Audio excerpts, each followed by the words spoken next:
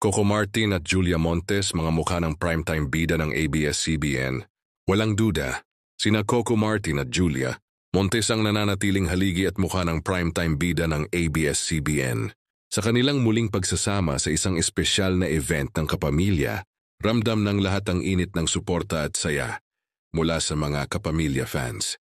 Si Coco, na hindi lamang bida kundi direktor din ng top rating series, ay patuloy na nagpapatunay kung bakit siya ang tinaguriang hari ng primetime.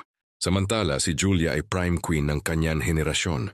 Ang kanilang tambalan na minsang nagbigay ng malalaking teleserye gaya ng Walang Hanggan at Ikaw Lamang ay muling pinatutunayan na walang kupas ang chemistry at hatak sa masa. Sa pagbabalik tambalan na ito, mas lalo silang nakikitang simbolo ng primetime bida na patuloy na nagbibigay buhay sa mga kwentong kapamilya.